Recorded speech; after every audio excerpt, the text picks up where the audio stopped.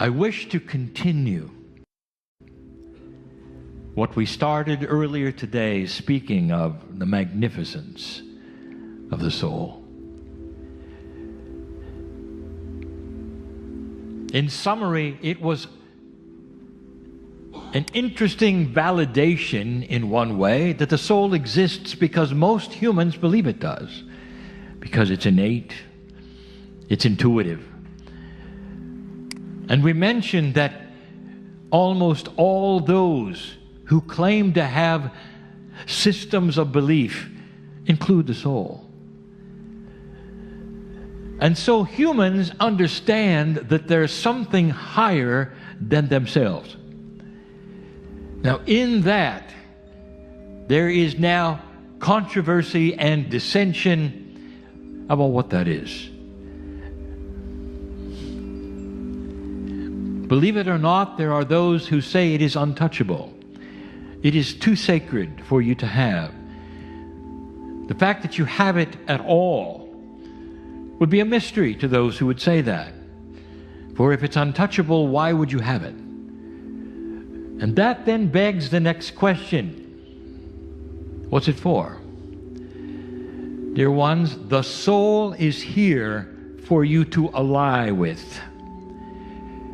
This is part of the plan. That plan that puts you here in a corporeal body gives you duality and asks you to find the core truths of life. And you have. So many have. Interestingly enough, those who you would call the indigenous before modern times had most of those core truths.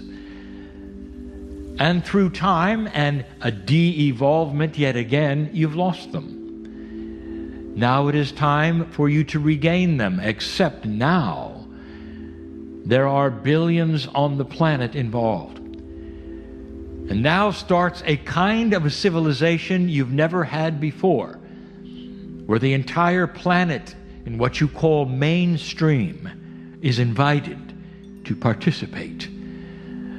And the participation is in that with an alliance with the soul.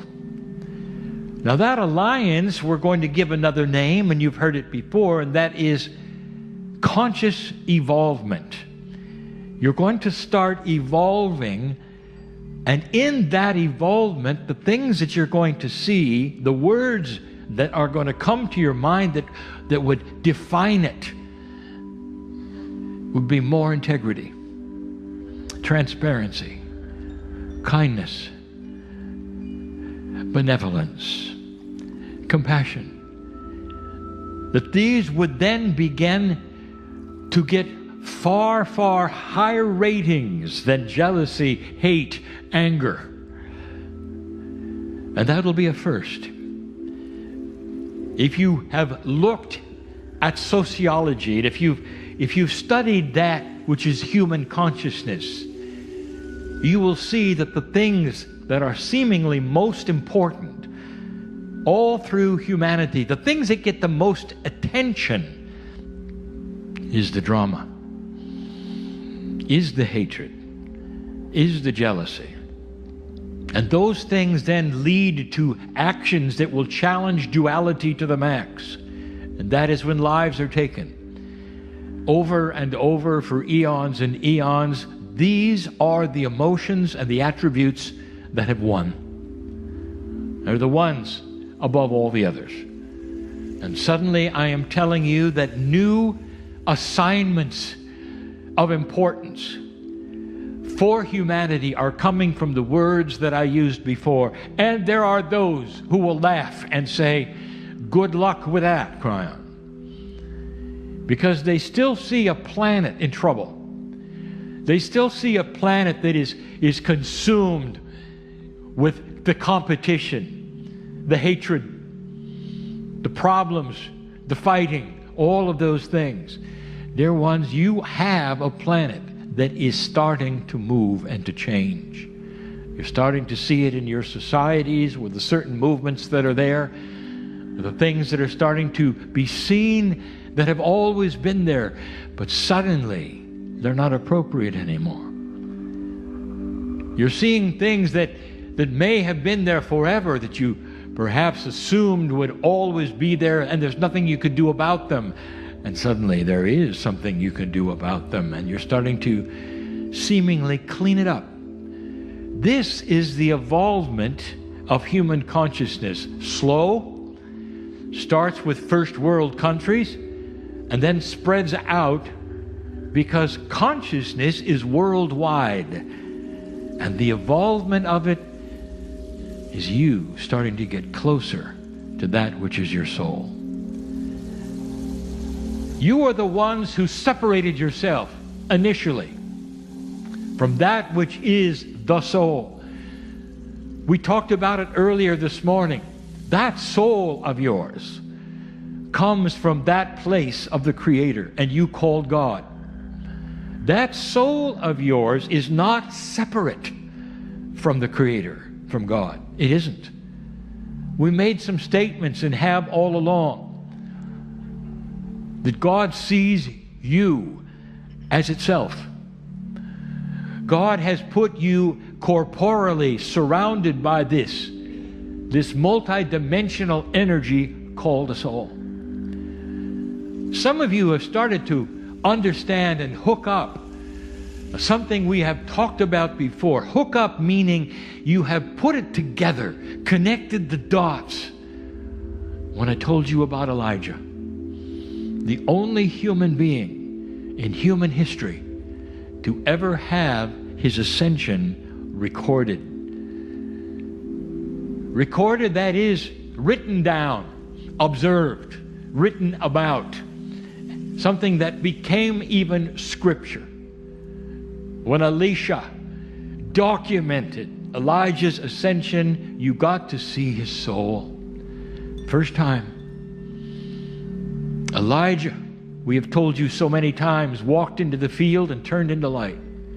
A huge ball of energy, so different looking, so bright that even Elijah could not describe it. He gave it a metaphoric idea of a chariot being drawn by 3 white horses. All of those things mean other things, dear ones. They're all metaphors of spirituality. You got to see Elijah claim his soul and move off of earth. That's what happened. This is present in every single human being, every single one. I want to show and tell a little bit about what happens to this soul of yours when a corporeal body becomes part of it. The indigenous knew the first thing that happens is that body of yours, that corporeal consciousness of yours, starts to interface with the grids of the planet.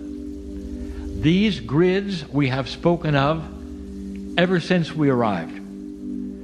All of them. There are so many kinds of grids because there are so many gifts for humanity. The crystalline grid which remembers things for you. The ancestral grid, which is the wisdom grid of the planet, which lays there ready for you to take from it. The magnetic grid, which helps to posture that which is the energy of consciousness. That is measurable.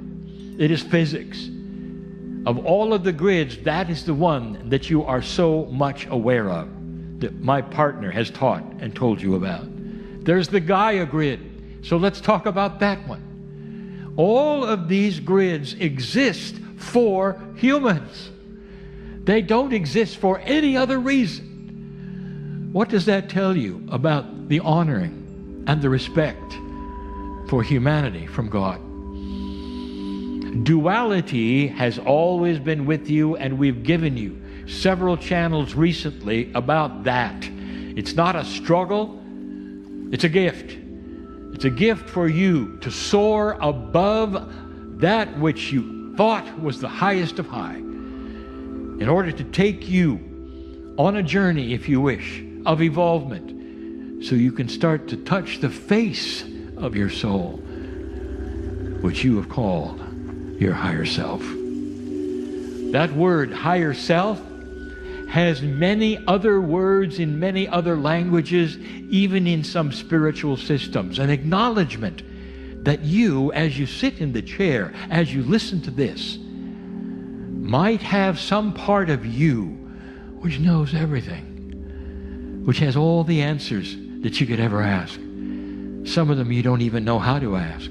They're beyond the ability to think about because they're not in your paradigm. All is known by that higher self. There is a connection when you get here between that which is your corporeal self, your higher self, and an entity called Gaia. The planet lives. It's alive. In so many ways, you might say the planet has a soul of its own, a kind of soul.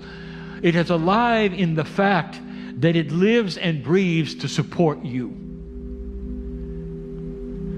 First thing, we gave you information, is that everything that's ever happened goes right into the planet, into the various grids that we have spoken of, especially the ancestral and the crystalline, that you have actually imbued the knowledge of your lifetimes on the planet. And when you leave, dear ones, and come back, that lifetime you lived stays here in a certain way. It stays here. It stays here not in a spooky way. It stays here as wisdom of being here. What did you learn? What happened while you were here? What emotions were most important? All into that which is the crystalline and ancestral grid. Some of the indigenous on the planet have a ceremony. And we've told you about this, and it tells everything. And it goes like this. They'll go to a place that's beautiful, that's serene, where they can feel the sun on them. And they stoop down and they pick up a little bit of dirt and they put it upon their mouth and they taste it. And in that moment they will tell you this, that all of the wisdom of their ancestors is theirs. Because the dirt of the earth is Gaia. And although it might seem metaphoric, I'll tell you that it isn't. That is core truth. That is one of the ways you get in touch with even that which is your past existence, which is in this crystalline and ancestral grid, dear ones. It interfaces with the Gaia grid, all of them together. Are you? Now I'm asking you, where is that in the spiritual systems of today? It's gone. That's devolvement, dear ones, of consciousness. At what point in time did you decide to throw away the most important connection you could ever have? That's starting to reoccur. More and more of those who are starting to understand the connection with their soul are coming to that acknowledgement of being connected with the dirt.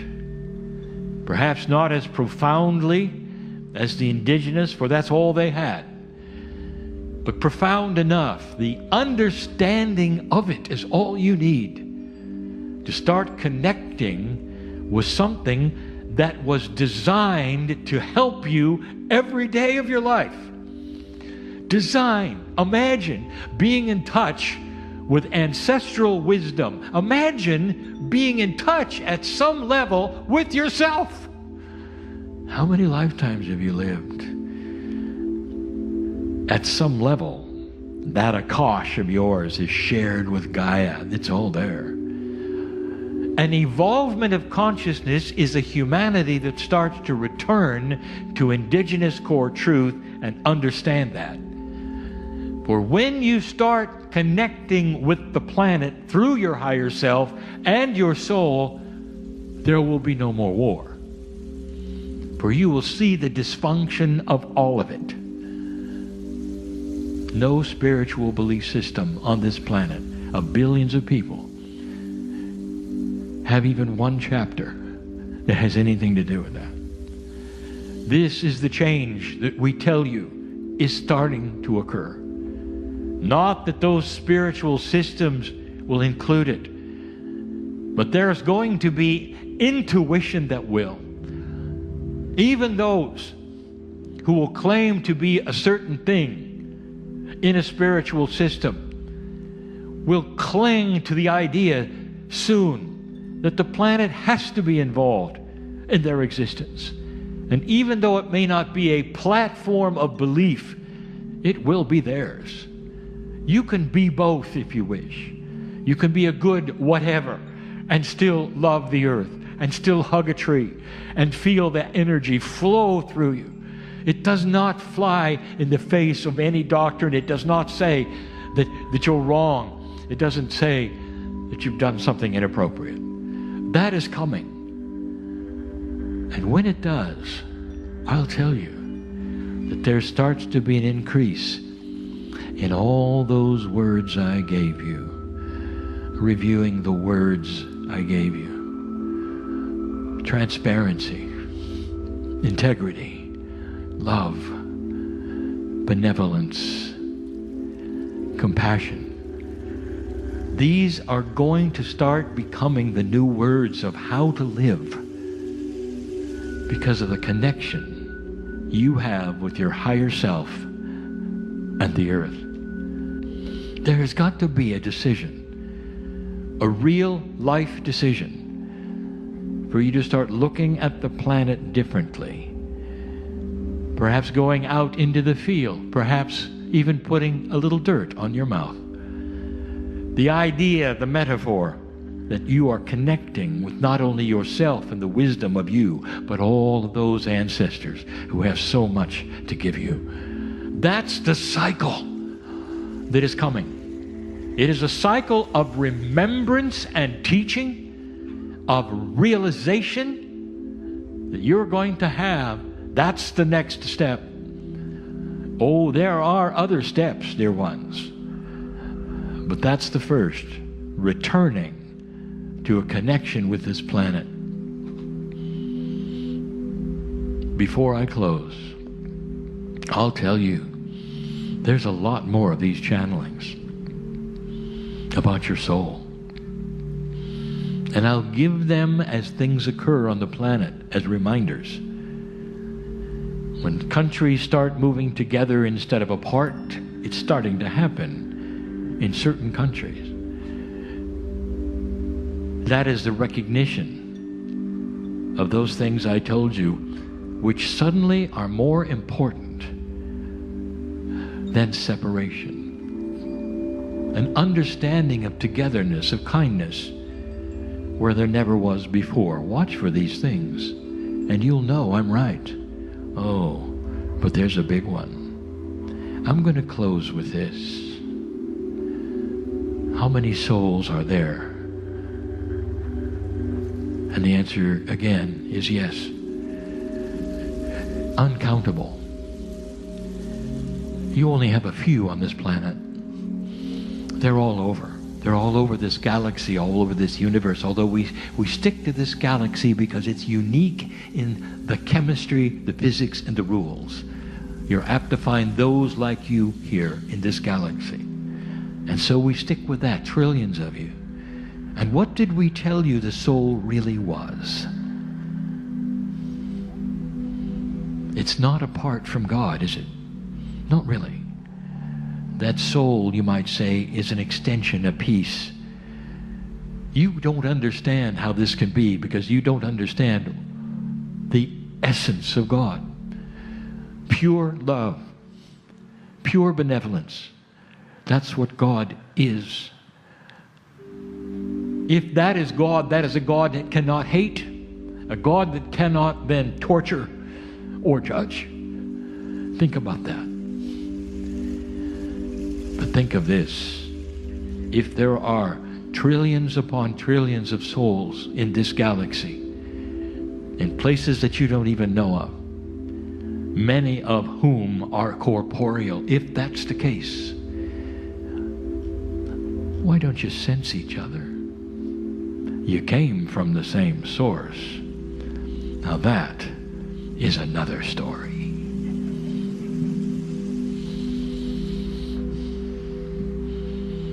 Those who have gone into that which is graduate status, who truly have captured the essence of their higher self on other places and other planets and other systems, who have become then very high consciousness, have gone into the ability to move out of a corporeal body. Those who some of you even might mistake as angels because you don't know any better. They exist. They'll be the first ones to tell you that you have no idea what's ahead. That some of these things will go way beyond duality. You will always have duality. Free choice is yours. But there's so much more than you know that is not just going on here, but that has potentials in the field that I'm telling you that is there to sense. Oh, I'll say it again. 2 steps forward, 1 step back. You have just begun. 2012 just happened. But already you start to see the results.